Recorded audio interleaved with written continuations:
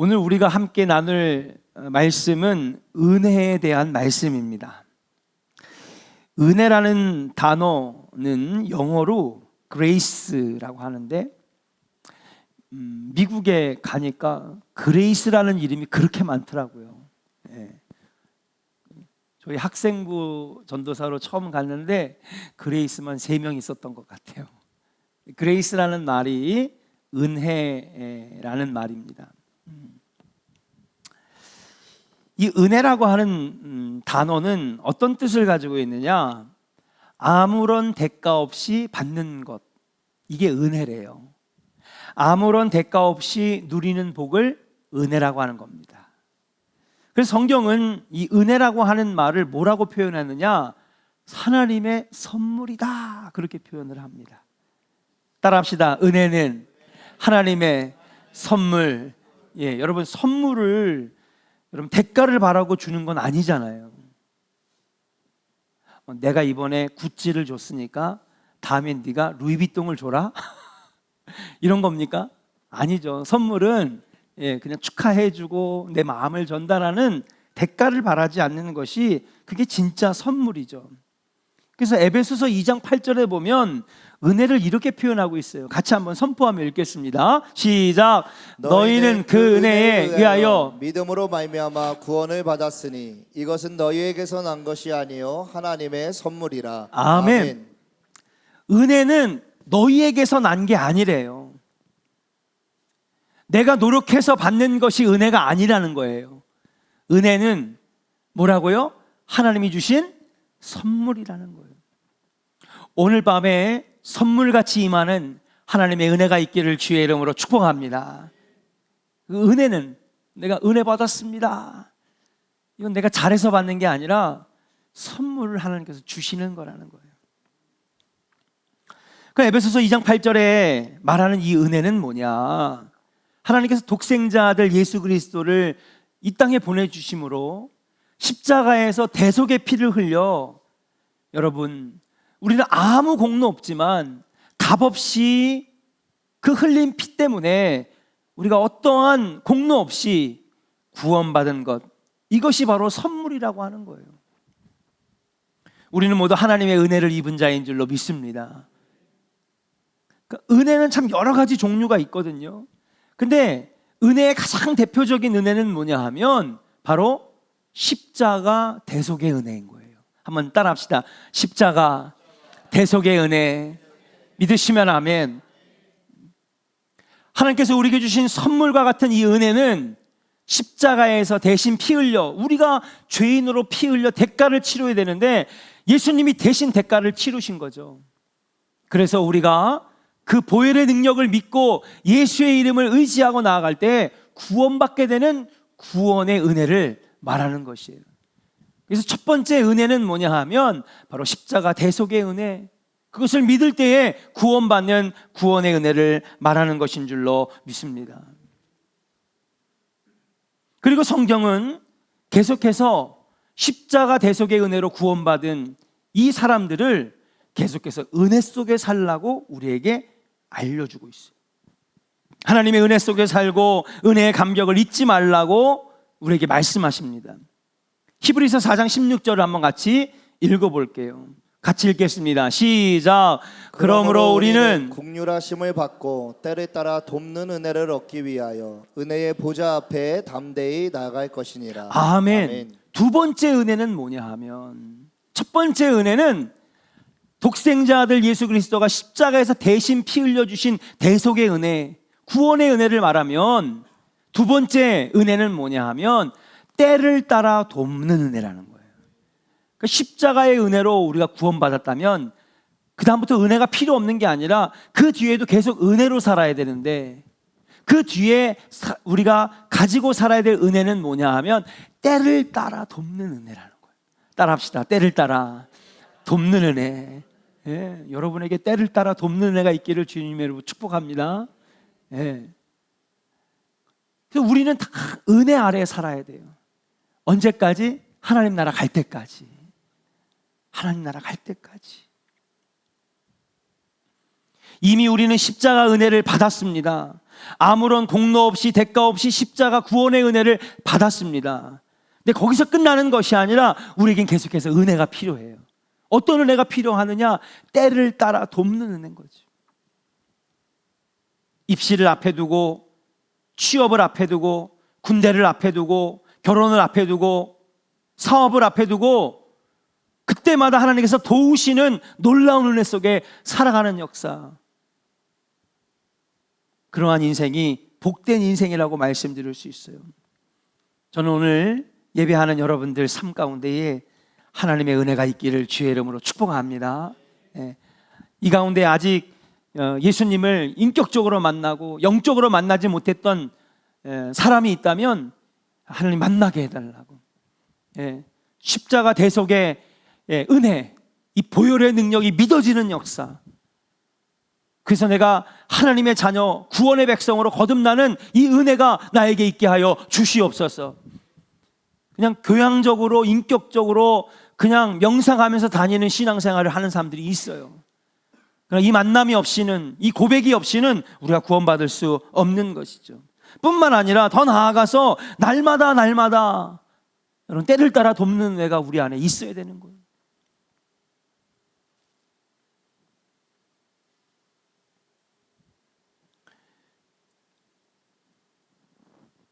그러면 우리가 날마다 은혜 아래 살아야 되고 은혜 받고 살아야 되고 은혜 속에 살아야 되는데 아무나 은혜 속에 살아가는 거냐? 그게 아니에요. 은혜는 하늘로부터 내려주시는 거예요. 아멘입니까? 은혜는 하나님이 내려보내주시는 거예요. 그래서 grace라고 하는 단어에 무슨 뜻이 있냐면요, 흐른다라는 뜻이 있어요. grace라고 하는 단어. 은혜는 흐르는 거예요. 어디서부터 여러분, 물은 어디서부터 어디로 흘러요? 위에서부터 아래로 흐르잖아요. 은혜는요, 하나님의 은혜는 위로부터 아래로 흘러내리는 거예요. 근데 많은 사람들이 그냥 흘려보내. 은혜를 받아야 되는데. 여러분, 조그만 그릇을 준비하는 게 많이 받을까요? 큰 그릇을 준비하는 게 많이 받을까요?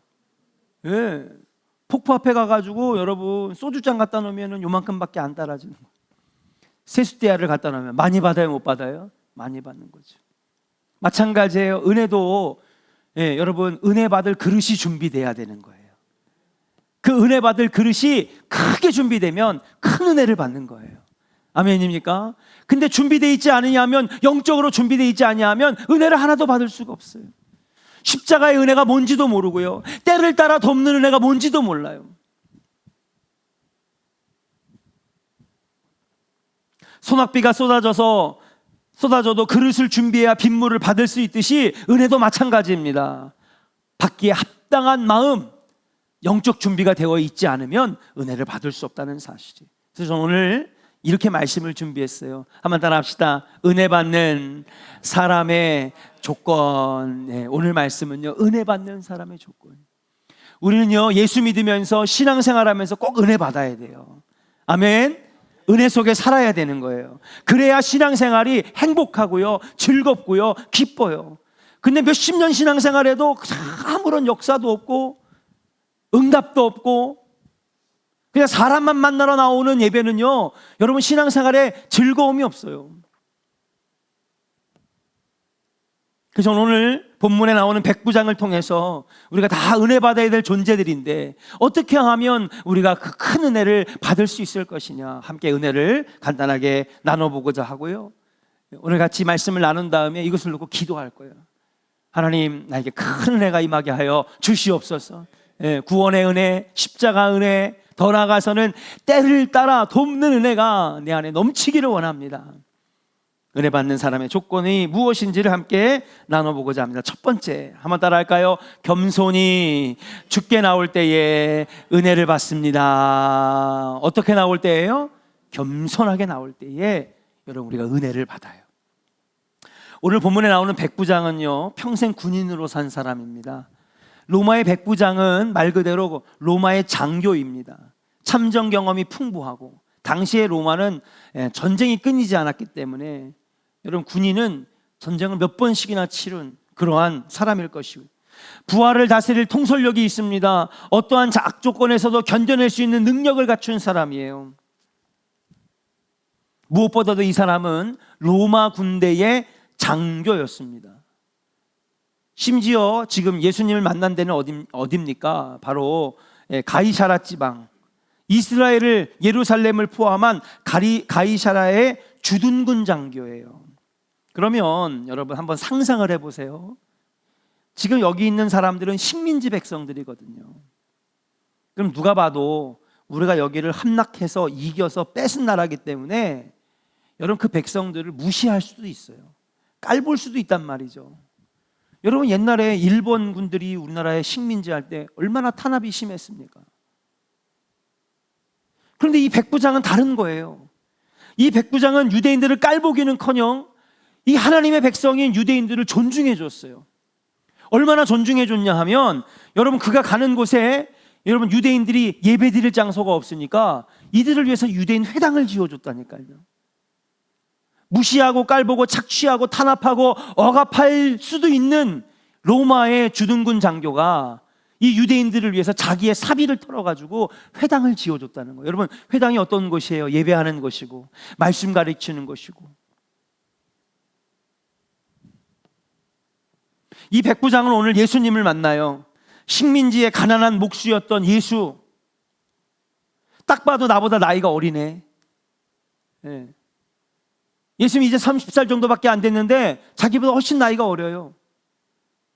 근데 사람들이 막 기적을 베푼대, 야 병자를 일으킨대, 막 소문이 나서 관심을 갖게 됐는데 보니까 앞만 봐도 너무너무 어린 청년인 거예요. 근데 주변을 보니까 여러분 이 유대인들 중에 지도자들, 랍비, 제사장, 율법학자들, 사두개인, 바리새인들이 여러분 예수님을 인정했어요, 안 인정했어요? 인정을 안 했거든요. 그럼 이렇게 생각할 수도 있어요. 아니 아무리 그 사람이 대단하다고 해도 같은 민족한테도 인정 못 받는 저 사람을 내가 찾아가야 될까? 얼마든지 예수를 얕볼 수도 있었다는 사실이에요. 그런데 오늘 놀라운 말씀을 우리가 접합니다. 뭐라고 얘기를 하냐면 여러분 예수님을 보고 특별하게 불러요. 같이 한번 6절을 한번 읽어볼까요? 같이 6절 읽겠습니다. 시작. 이르되 주여 내 하인이 중풍병으로 집에 누워 몹시 괴로워하나이다. 아멘. 자, 지금 예수님을 뭐라고 불러요? 주여. 네, 주여. 여러분 이 로마 장교는요 막강한 힘과 권력을 가졌어요. 로마의 장교입니다. 재산도 많고요. 손 하나만 까딱하면은요 수백 명의 군사들이 여러분 그의 명령을 따라서 얼마든지 자기 마음대로 할 수 있는 그런 위치에 있었는데 이 백부장이 예수님께 나와서 지금 고개를 숙이면서 뭐라고 하는지 아십니까? 네 주여, 내 하인이 중풍병에 걸렸습니다. 집에 누워 몹시 괴로워합니다. 고쳐주시옵소서. 여러분 이거는요 겸손한 마음이 없으면 여러분 예수 앞에 달려 나올 수가 없는 거예요. 또 이렇게 생각해 볼 수도 있어요. 그래 내가 이거 하인, 내가 사랑하는 하인 하나 고쳐주려고 내가 이 정도 못하냐? 그래 예수님을 불러다가 고쳐야 되겠다.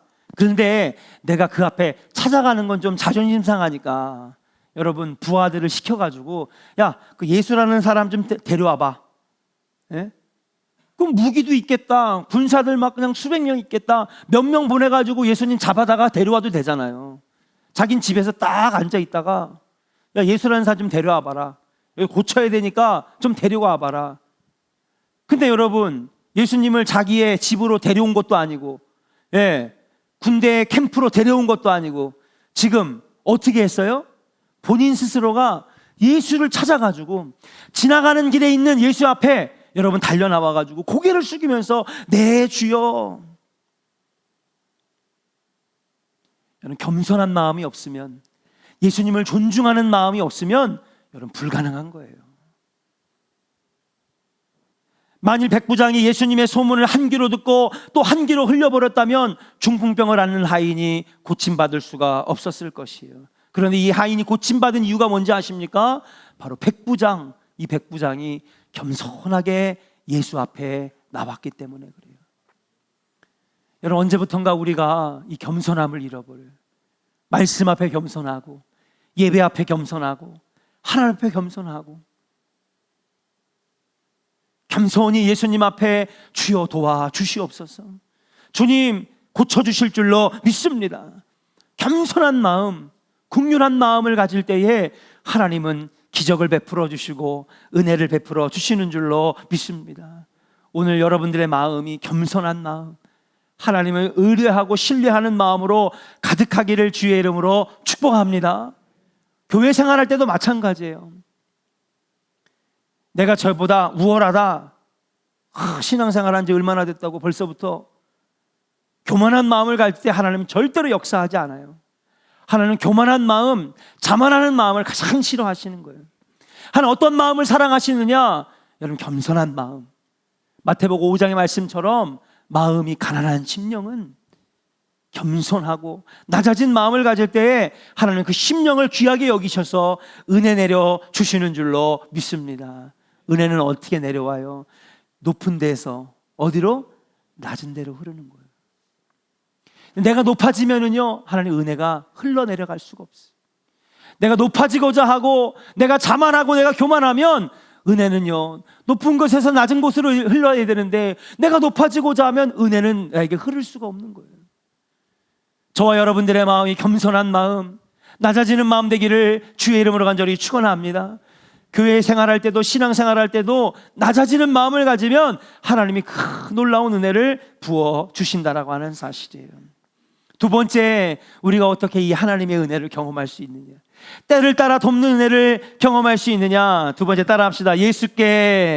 예수님께 간구해야 은혜를 받습니다. 뭐 해야 은혜를 받는다고요? 간구해야. 백부장이 예수님께 나와 주여 내 하인이 중풍병으로 집에 누워 몹시 괴로워합니다 라고 말했어요.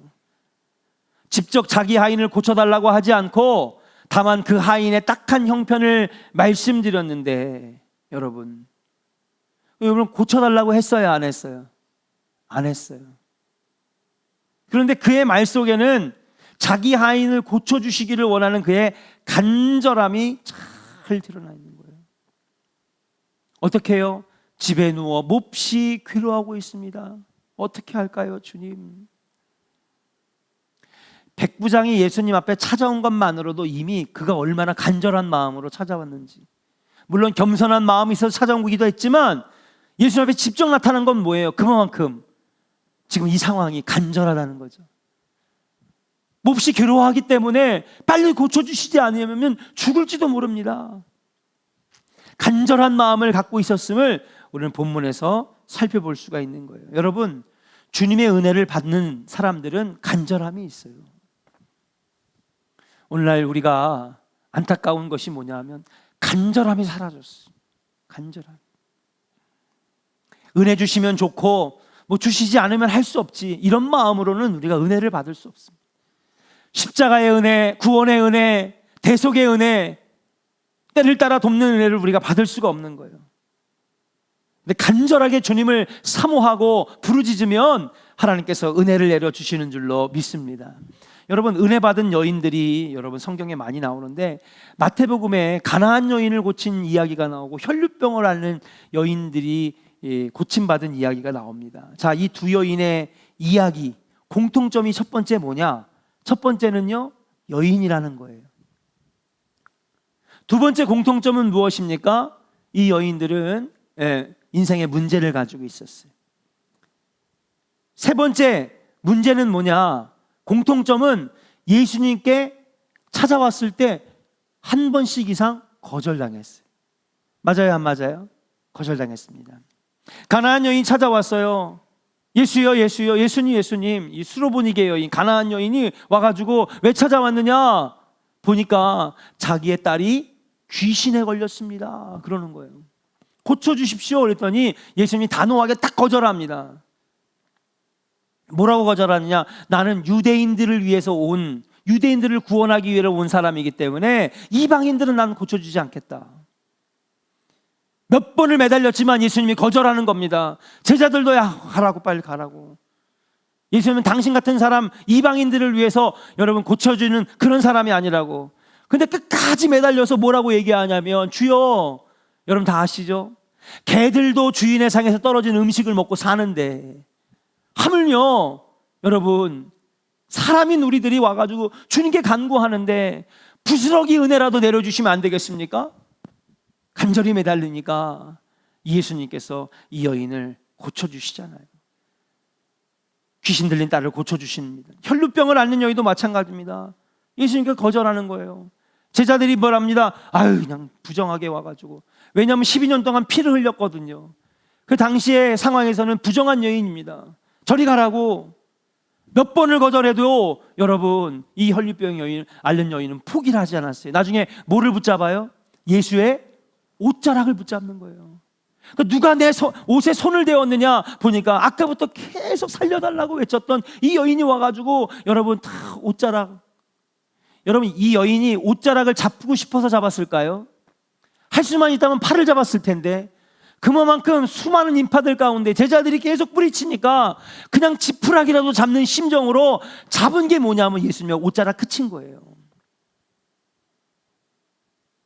그럼 예수님이 왜 이렇게 거절했을까?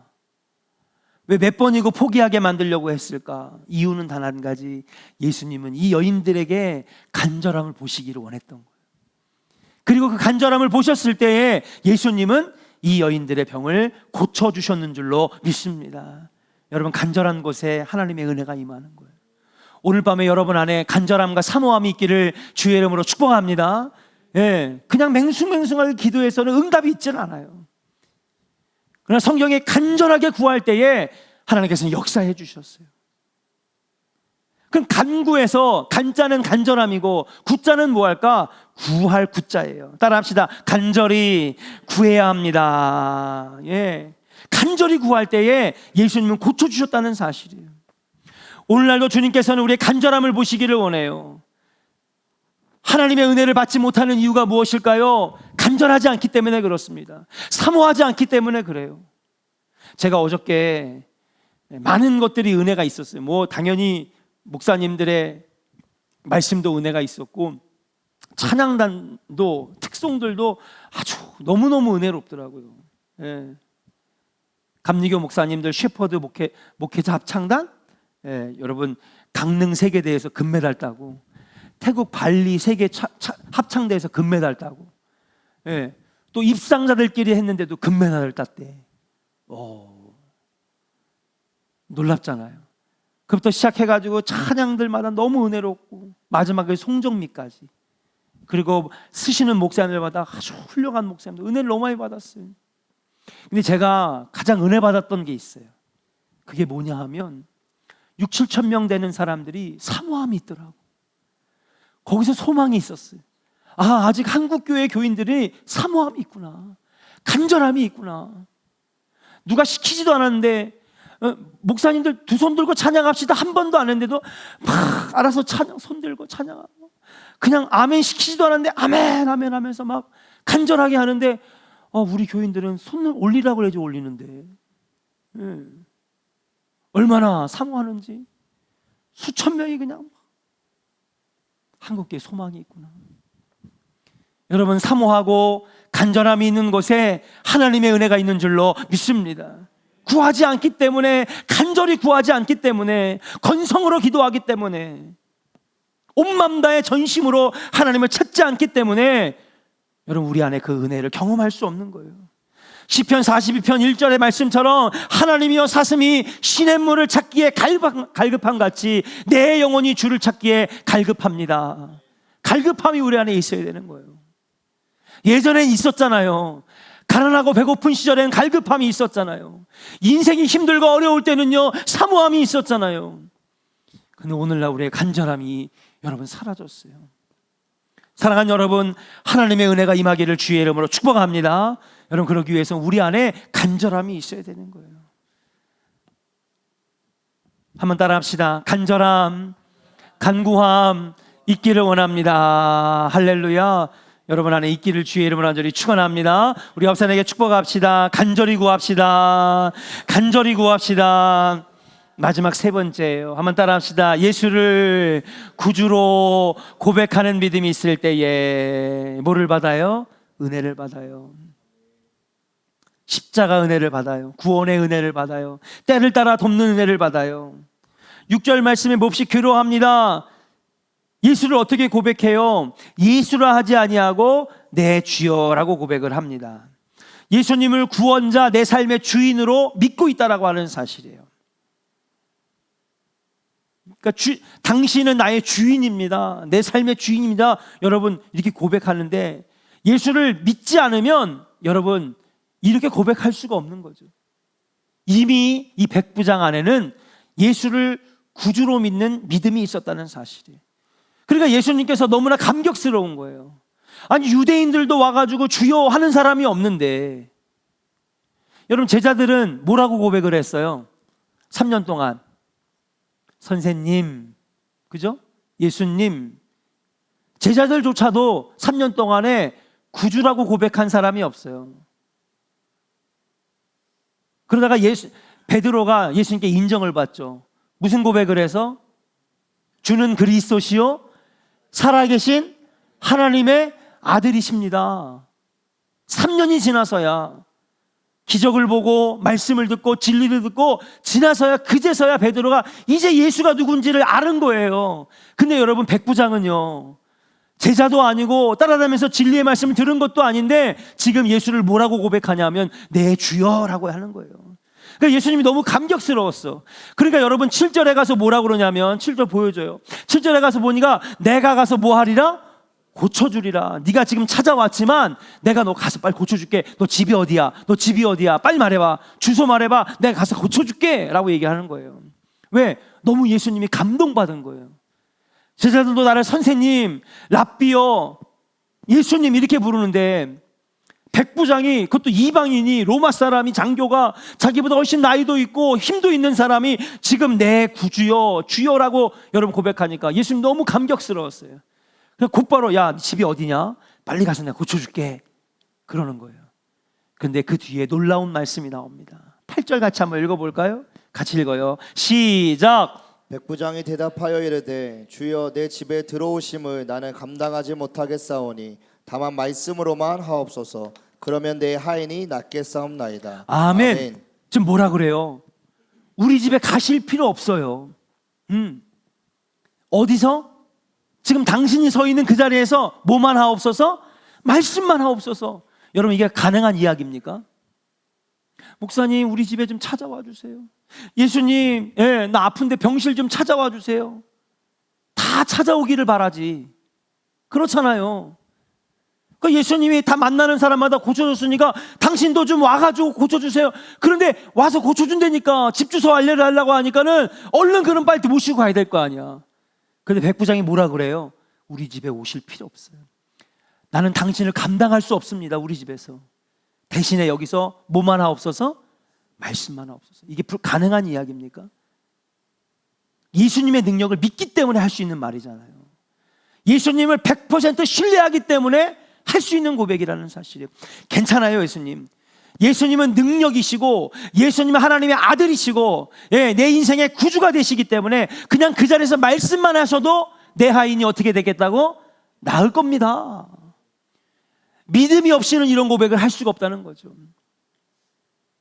다만 말씀으로만 하옵소서. 그리하면 내 하인이 낫겠사옵나이다. 이 백부장의 말을 들은 예수님이 깜짝 놀란 거예요. 깜짝 놀란 거예요. 어떻게 이방인의 입에서 이처럼 놀라운 믿음의 고백이 나올 수 있단 말인가? 훈련받은 것도 아니고 양육받은 것도 아니고 예배 생활한 것도 아니고 그저 예수님을 소문으로만 들었을 뿐. 성경학자들은 이 백부장을 누구라고 보느냐, 나중에 사도행전 10장에서 이방인 최초로 구원받고 세례받은 고넬료라고 보는 거예요. 네. 고넬료로. 고넬료가 가이사랴 지방에 파견 나왔을 때, 그러니까 사도행전 10장은 요빠 항구에서 고넬료 가정을 구원하거든요, 베드로가. 근데 이미 그 한참 전에 가이사랴 지방의 주둔군 장교로 있었던 이 고넬료가 아마도 이 마태복음 8장에 나오는 로마의 장교가 아니겠는가. 예수님께서 들으시고 너무 기가 막힌 거예요. 나를 따라다니던 제자들도 이런 고백을 할 줄 모르는데 수많은 사람들이 산상수훈의 말씀을 듣고 놀라운 기적을 보고 귀신을 쫓고 병마를 이기는 놀라운 장면을 봤음에도 불구하고 이런 고백을 한 사람이 없는데, 지금 이방인의 로마 장교가 그 입에서 주여 말씀만 하옵소서, 그러면 내 하인이 낫겠습니다. 여러분, 얼마나 큰 믿음이에요. 그러니까 예수님이 뭐라고 하시느냐, 여러분 9절 같이 한번 읽어볼까요? 9절 읽겠습니다. 9절 10절 시작. 나도 남의 수하에 있는 사람이요 내 아래도 군사가 있으니 이더러 가라 하면 가고 저더러 오라 하면 오고 내 종더러 이것을 하라 하면 하나이다. 예수께서 들으시고 놀랍게 여겨 따르는 자들에게 이르시되 내가 진실로 너희에게 이르노니 이스라엘 중 아무에게서도 이만한 믿음을 보지 못하였노라. 아멘. 따라합시다. 아무에게서도 이만한 믿음을 보지 못하였느니라. 그 즉시 하인이 나았는 줄로 믿습니다. 하인이 잘해서 난 게 아니에요. 백부장의 그 큰 믿음 때문에, 예수를 구주로 고백하는 믿음, 예수님을 능력으로, 예수의 능력을 믿기 때문에 그냥 말씀만 하셔도 내 하인은 나을 겁니다. 제가 집에 도착했을 때는 하인이 나를 맞이할 겁니다. 놀라운 믿음을 보일 때에 여러분, 하나님의 은혜가 백부장의 가정에 임했는 줄로 믿습니다. 하나님의 은혜는요, 믿음의 고백이 있을 때에 임하는 거예요. 오늘 밤에 여러분의 기도가 믿음의 고백되기를 주의 이름으로 간절히 축원합니다. 고쳐주시면 좋고 안 고쳐주시면 할 수 없고, 나아지면 좋고 안 돼도 할 수 없어요. 간절함도 없고 사모함도 없고 믿음도 없는 그 우리의 심령에 하나님의 은혜가 임할 수가 없는 것입니다. 백부장의 이 믿음이 여러분 놀라운 기적을 일으키게 되었다는 사실, 저와 여러분에게 이 백부장의 믿음이 있을 줄로 믿습니다. 이 백부장의 믿음, 이 백부장의 간절함, 이 백부장의 사모함, 무엇보다도 겸손히 하나님 앞에 나아가는 이 모습, 오늘 밤에 같이 기도할 텐데, 오늘 밤에 기도할 때에 하나님, 이 백부장의 모습이 나에게도 있게 하여 주시옵소서. 겸손한 마음, 간절한 사모하는 마음, 그리고 하나님, 이 백부장의 믿음이 나에게 있게 하여 주셔서 날마다 은혜 아래 살게 하여 주시옵소서. 우리 같이 통성으로 찬양하고 기도하도록 하겠습니다.